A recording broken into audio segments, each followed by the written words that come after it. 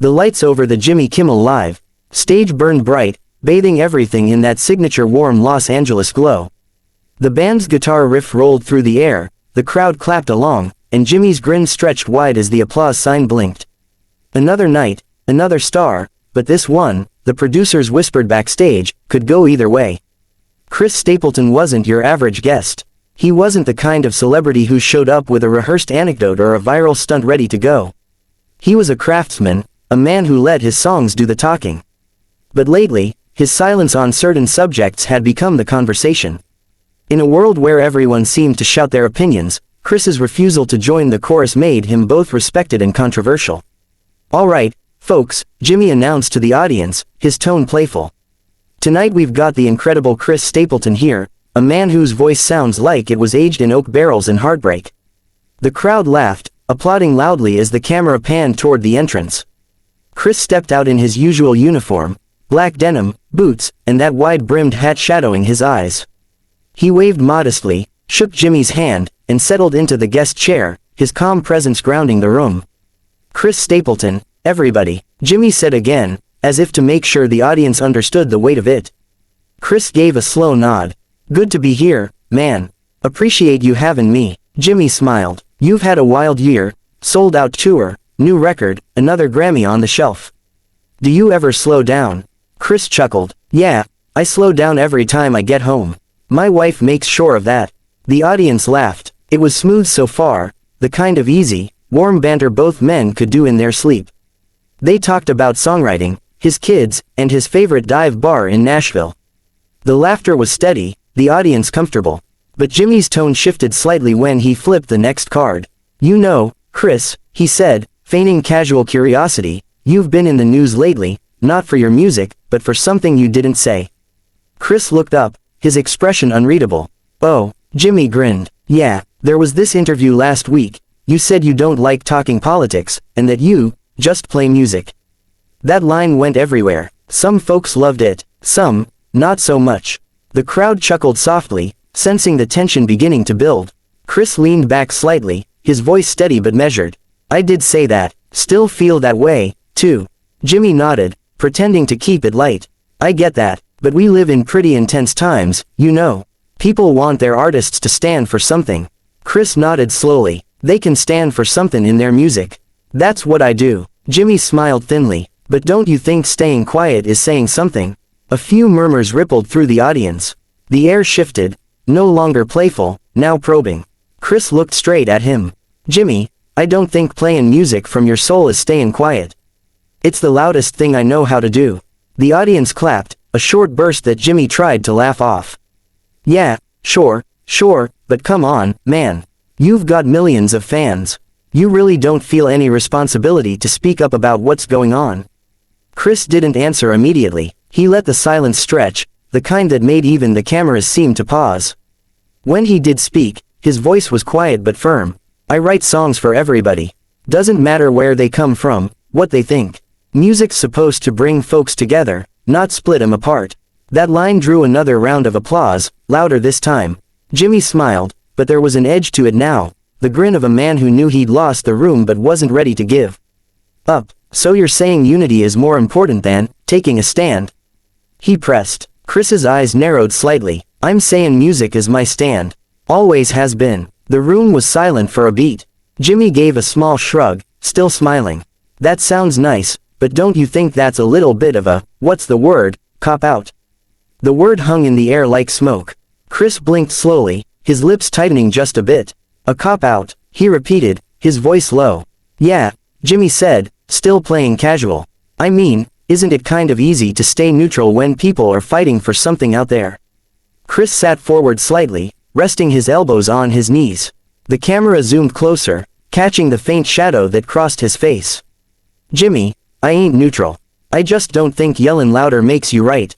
A few people in the audience clapped again, but now it was uneasy, half amusement, half awe. Jimmy tried to recover. Hey, I get it, you're old school. But silence can be loud, too, right?" Chris's jaw flexed. "Maybe, but some folks oughta try listening to the silence before they fill it with noise." That line hit hard. You could almost feel the audience lean forward, drawn in by the quiet conviction in his voice. Jimmy shifted in his seat, caught off guard. Well, Chris didn't let him finish. His tone was calm, but his gaze was steady. You wanted me here to talk about the music. That's what I came to do. But if this is just about politics, then you should have invited a politician. The crowd gasped, not in outrage, but in that stunned, electric way that happens when someone finally says what everyone's thinking. Jimmy chuckled nervously. All right, no need to get defensive.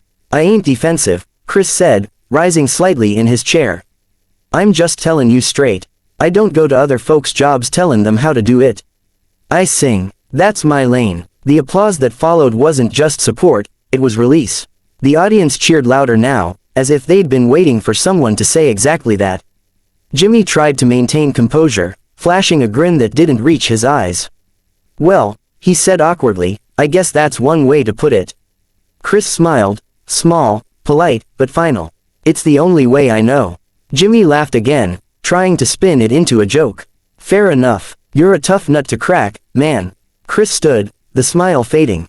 Nah, just tired of folks trying to crack me open instead of listening to what's already there. The audience erupted once more, half on their feet now. Jimmy blinked, confused, unsure how to pivot. Wait, Chris, you're not. But he was. Chris unhooked his mic, gave the audience a little nod, and walked calmly off stage. No anger, no outburst, just quiet resolve. By morning, the clip had gone nuclear. Every outlet from Variety to BuzzFeed had a different angle. Chris Stapleton storms off Jimmy Kimmel, country star's silent protest, was Jimmy out of line? The thumbnails were all the same. Chris's calm but hard stare mid-sentence, Jimmy caught in an awkward smile, and the caption, cop out. Burning in red letters. At first, Chris ignored it. He'd woken early, made coffee, and sat on the porch of his Nashville home watching fog rise off the trees. His phone buzzed non-stop on the porch table, texts from his manager, publicist, bandmates, even a couple of old friends who just wanted to say, man, that was badass. He didn't answer any of them.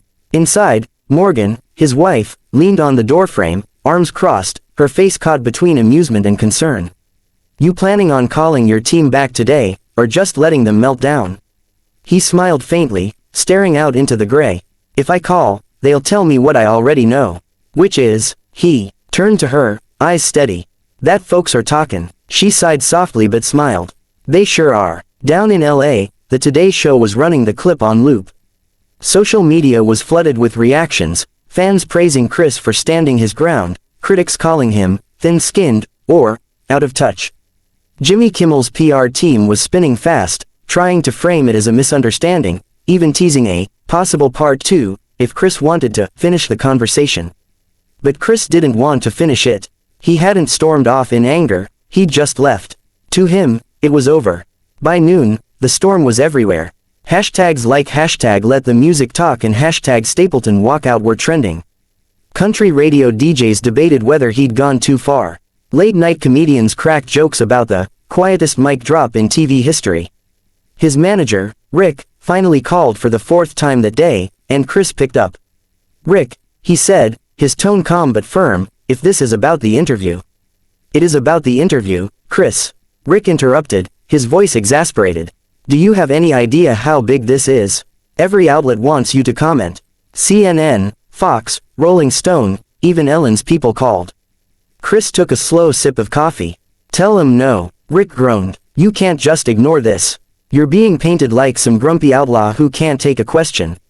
I didn't walk out mad, Chris said. I walked out 'cause I wasn't there for that. I was there for music. I get that, Rick said, lowering his tone. But the narrative's already spinning. If you don't talk, they'll talk for you. Chris rubbed the back of his neck. They already are. Rick sighed. At least put out a statement, man. Something short. You don't have to take sides, just clear the air. Chris hesitated. He'd always believed his songs said more than any press release could.